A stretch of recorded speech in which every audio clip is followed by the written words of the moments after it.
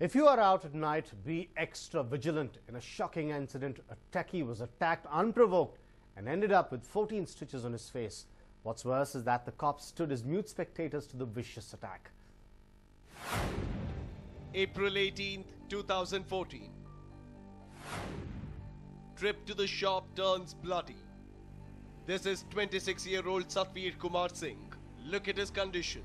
This techie from Bihar had to undergo 14 stitches on his face. The bruises you see on his face are the result of an unprovoked attack. Satvir, a techie with HCL, was attacked by a group of drunken men for no fault of his. Take a look at the CCTV visuals. It was April 18th at around 9:15 in the night. Satvir stepped out of his PG in Venkat Reddy layout in Koramangala for a smoke. Standing with his friend, Satvir was discussing cricket when a group of people came to the shop. The group had just then emerged from Dolphin Bar and Restaurant located opposite the cigarette shop. The visuals clearly show one man from the group talking to Satvir. He came to Satvir and ordered him to leave immediately.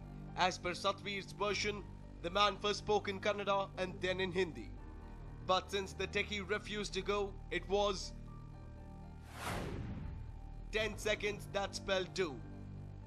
The next visuals you see show the man taking the glass jar from the shop and smashing it on Satvir's head.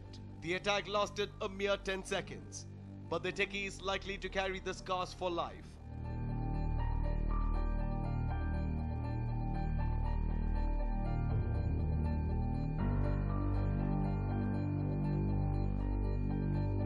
So I was standing there and one person came. So he told me to give me the way to go inside the shop. So at the time I was drinking the water, he told me I want to go inside. So he came out, I came out, but he went inside the shop. So what I did, again I went to that corner of the shop where the entrance was there of the shop. Hardly 5 seconds, he turned towards me and what he told I didn't remember, but he told something, and after that he dragged me out. He caught my collar and dragged me out. So he dragged me out, I came out, and then what he did, each other friend, he slapped me, and then that person, he hit the bottle over my face. What's shocking is that the attack was completely unprovoked. Satvir claims that he has never seen the attackers before and there was no provocation either. The victim even claims that his assailants were reeking of alcohol. When the attacker started abusing Satvir, he even tried to move away, but still he was pursued and attacked. In a fit of rage, apparently fueled by alcohol, the man smashed the bottle on his head. Just after the brutal assault, as the techie drifted in and out of consciousness, the men began crowding around him. As if the assault was all part of a plan, the group threatened to kill him. Thankfully, his friend who was with him stepped in and dragged him away from the attackers. The attackers then walked away. Cops remained mute spectators. But the worst was yet to come for the techie from Bihar. Satvir and his friend spotted a Hoysala patrol vehicle in the vicinity and narrated their harrowing experience to them. But to their shock, the cops refused to help him. Even when the assaulters walked past the vehicle, the cops did not question them. To the end of that road, one van was there, number is that 4658. I can't say that this is the exact number, but what I remember.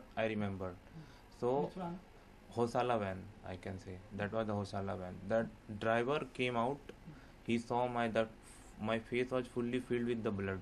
He saw my face, and then I told sir, he hit me, but he haven't spoke a single word. He haven't made a sound even, hoo-ha, something like that. If you see that person, Hoysala, the driver came out. That person, one person also was sitting beside that driver.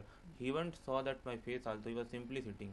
And at that same time, the person who hit me, they went in front of the van only, but they haven't taken the action. Then we thought it's good to go to the police station because they are not taking the action even though they are there. Satvir then headed to the police station with his friend where he filed a complaint. Though Koramangala police have filed an FIR, no action has been taken yet. While the techie took a week off from work to recover, the assaulters continue to roam scot-free. While on one hand, cops say that there is a dearth of manpower in their department, on the other, the cops on duty are refusing to do their job. Will the techie get justice, or will the fear of being targeted again force him to leave the city? Vishnu Prasad for News 9, Bengaluru. With the ongoing elections, everyone has an opinion on their choice of PM candidates. But when the principal of an esteemed college makes his opinion public and even tries to influence students, it certainly raises eyebrows. There have been widespread campaigns to urge young voters to vote. Be it ads, campaigns or institution heads, students have been urged to vote. But urging students to vote is a lot different from asking students not to vote for a particular candidate. St. Xavier's Institute, a name that evokes regard and esteem across India for its high educational standards, is now in the eye of a storm. The principal's letter to students on voting has created a storm. While addressing students, principal of St. Xavier's went the extra step to make his opinion known and almost asked students to refrain from voting for Narendra Modi and criticizing his much-famed Gujarat model. Here are the excerpts from the letter. In the background of elections, the development debate. The approaching elections have brought an interesting discussion to the public forum on what constitutes human development and how it is to be achieved. The Gujarat model has been highlighted for our consideration. That is very apt because it puts in stark contrast two current views. Is the growth of big business, the making of huge profits, the achievement of high production what we seek? Or is it the quality of life for the majority in terms of affordable basic goods and services and the freedom to take forward the cultural aspirations of our plural social groups that make up India? Gujarat may be doing well in the first sense, although not as good as some other states in the country. But all the Human Development Index indicators and the cultural polarization of the population show that Gujarat has had a terrible experience in the last 10 years. Take the example of education. Schools for the ordinary populace show abject neglect with a very high dropout rate in the last 10 years. Higher education has not been allowed to move forward. As opposed to this, efforts like the Rozgar Yojana and the Food Security Act have been called election sops. However, some of our best social scientists like Amartya Sen and Jean Driz have supported these as necessary in the emergency economic situation the country and the world is facing. The prospect of an alliance of corporate capital and communal forces coming to power constitutes a real threat to the future of a secular democracy. Shockingly, not only is the letter critical of Modi's development model, it also openly praises UPA's Rozgar Yojana and Food Security Bill. Not sooner did he make these statements, he caused a political furor. Though Principal Fraser justified his comments, saying that he had not mentioned any particular candidate, it could not stop the repercussions. News9 spoke to Father Fraser Mascarenhas and he defended his comments. No, not at all, because the development model of Gujarat is the model that has been talked about right through these elections in the length and breadth of the country. So I use that as an example to illustrate two models of development which the world is talking about. One is about economic development, growth, investment, those type of things. And the other is about human development, which the UN has got the Human Development Index about. And that's why I have criticized or I have commented how the central government itself is in league with big business and is compromising on the environment. So I have not targeted any particular government or any particular party. On the contrary, I have talked about issues that are before the country. On the contrary, the email has, as I've said, not favored any political party. It has brought up issues for reflection. These issues are not reflected on before the elections. When are they meant to be reflected on?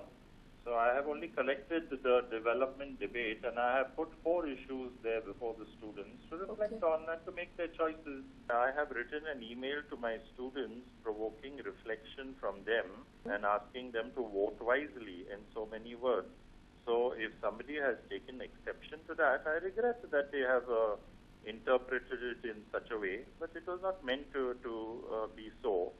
It's not an opinionated email. You're still going on to that same point which some political parties might have made, that it is favoring any particular party. It is talking about the development debate and putting it in the public forum before my students.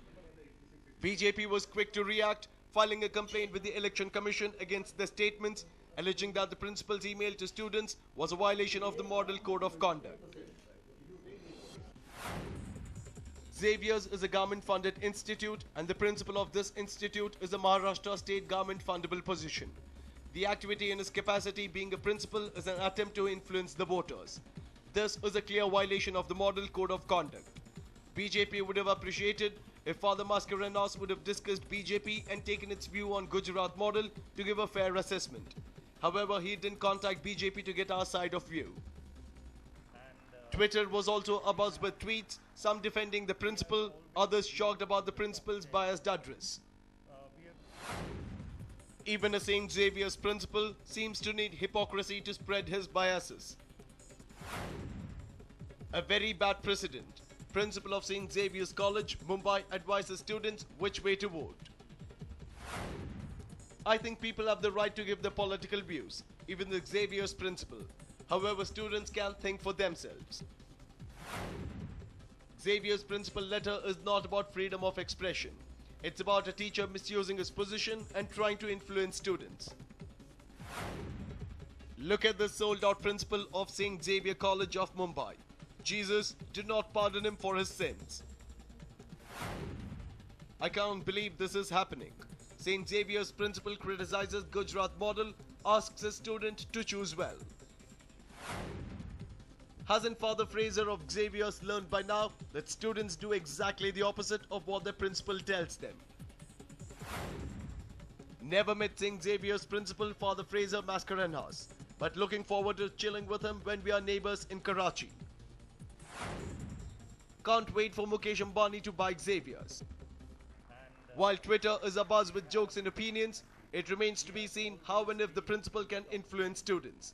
While there is nothing wrong with the principal having an opinion, making his opinion known to students and trying to influence students is condemnable.